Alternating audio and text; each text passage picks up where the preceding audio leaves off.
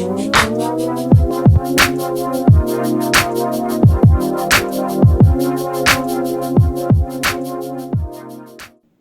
everybody, welcome back, C-Ray Tech here. So, I've had plenty of time to play with the new SJ goggles that I got. These are, give me 1 second. Just wanted to pull out the box. So these are the SJ RG01s. These are a really, really nice set of light box style goggles. It's kind of perfect in between your fatshark, Amway style goggles and your, your bigger box style goggles. So, as you can see from the box, it says we get some DVR, we get diversity. It says wide power input. Not really sure exactly what they mean by that. Maybe it's just various different ways to power this. It does have adjustable interpupillary distance, which is nice, and 2 different displays.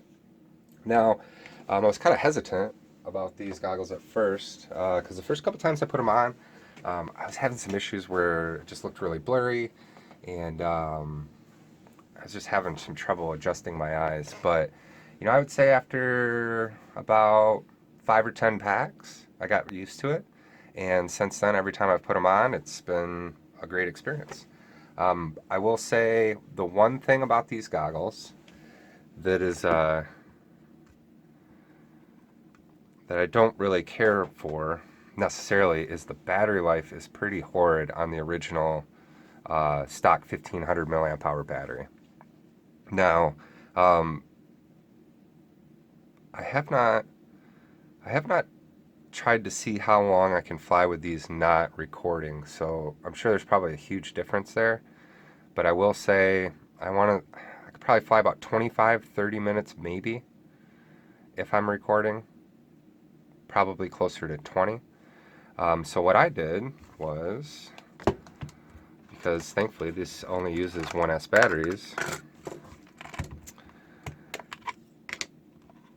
let's take a look at this battery. So I just popped this out. I have somewhere,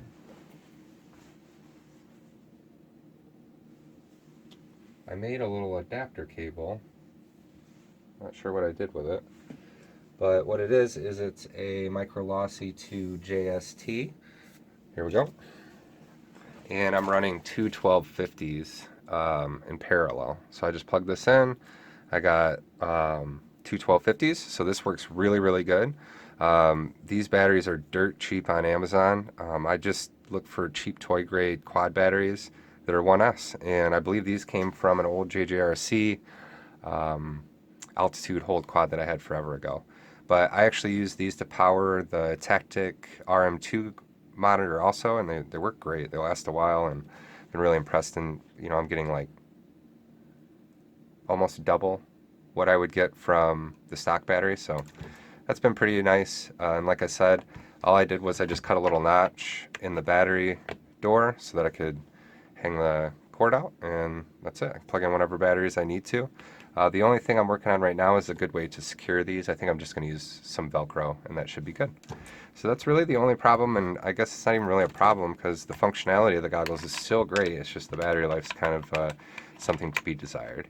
But with having that 1S connection, I mean, you could use a slew of different batteries, and I mean, you could even get some higher 15,000 milliamp hours, or you could even, I was flying around one day having it plugged into my Mophie battery pack, which is around here somewhere, but that thing's great. I always keep that with me so that way I kind of have a easy, quick way to charge stuff up. I've even used it for charging my lipos. But, yeah, here we go. So yeah, I'll keep this with me. So this thing's pretty cool. This is old and beat up. I've had it for a long time, probably. I don't know, I wouldn't say quite 10 years, but I've had it for a while. But yeah, these goggles are awesome. The buttons are laid out really well. Band and channel over here. Scan, which is really nice and fast. This M button here is where you're going to be able to turn on and off your OSD. You're going to be able to record, take pictures, all that good stuff. And then here's your power button. This is also going to allow you to get into your menu. So I'll go ahead and fire them up real quick. Get these antennas back on so you guys can see the screens. You know, obviously it's going to be a little difficult to see exactly what's going on these because I've not found a good way to be able to capture that. But yeah, the screen looks really nice and big. Oops, forgot to plug the battery back in.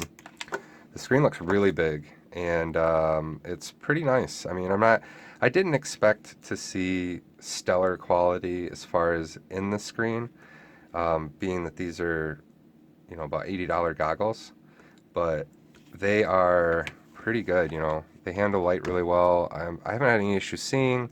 Reception's really good, and they are, so you can see your OSD on the top here.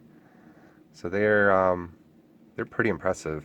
I'm gonna say with confidence that these kick the pants off the VR008 or VR008 Pros that I was using before, which were by Makerfire. You know, there's a bunch of different rebranded versions of those out. One of the major advantages is, let's look at the size difference between these two. I mean, these are much, they're not as deep, they're not as thick, they're not as wide. The foam padding is much better on these, much more comfortable. Yeah, they're just much more compact. In fact, these fit really well in my Turnigy case that I use for my transmitter, which is nice because that's just one less bag that I have to pack when I'm traveling with my stuff. So yeah, I can just, let me back this up a little bit. So yeah, I can just fit my transmitter in here. I mean, don't get me wrong, it's kind of snug, but especially if I'm using my Devo, it'll fit 100%.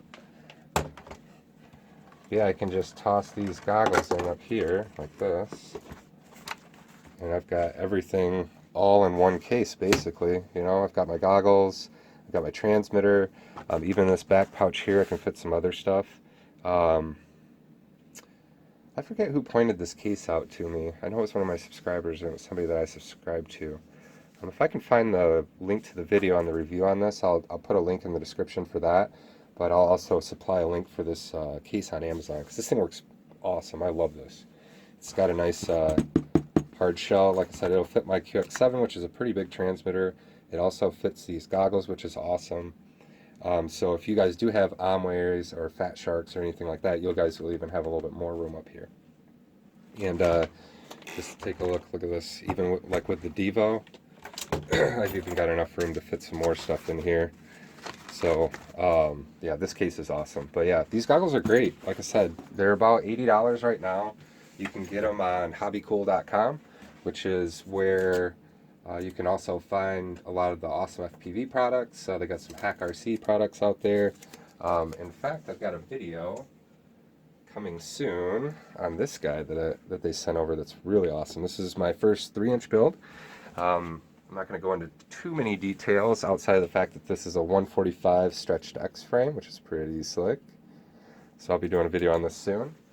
Yeah, check out hobbycool.com. Very awesome stuff out there.